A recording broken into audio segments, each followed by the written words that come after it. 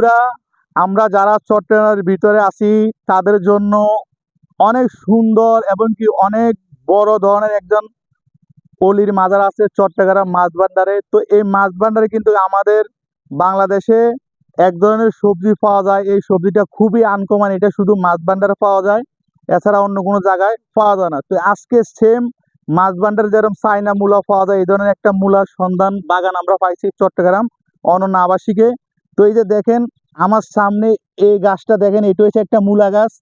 এই মূলা গাছটা আপনার চাইনা মূলার কারণে আমাদের গ্রামের মূলাগুলো হয়েছে এই বাজারে পাতাটা লম্বা হয়ে যায়, নিচ থেকে মূলাটা দেখা যায়, কিন্তু এটা ওই মাছ ভান্ডারের সেম কফি মূলার কারণে এই গাছটা দেখছেন এই পাতাগুলা অনেক পাতা হয়, মূলাটায় পাতাটা হাইলা দেওয়ার কারণে মূলাটা দেখা যাচ্ছে না। তো আমরা আপনাদেরকে দেখানোর চেষ্টা করব।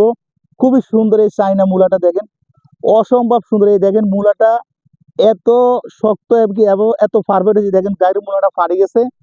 তো এই যারা চিনেন নেই তারা এই যে চিনে নেন, এইটাও সেম মাছ ভান্ডারের মূলার মতো চাইনা মূলা, অসম্ভব সুন্দর এই মূলাটা। এই মূলাটা আপনার 10 থেকে 12 কেজি ওয়েট হয়। তো এটার নিম্নতম এখন 5 থেকে 6 কেজি ওজন আছে। তো আপনারা যারা চিনেন না এদেরকে চিনানোর জন্য চেষ্টা করলাম।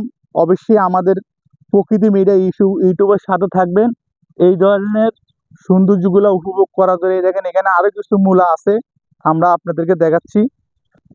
এটা নিম্নতম ধরেন 3 থেকে 3.5 কেজি হবে এটাও, ঠিক আছে।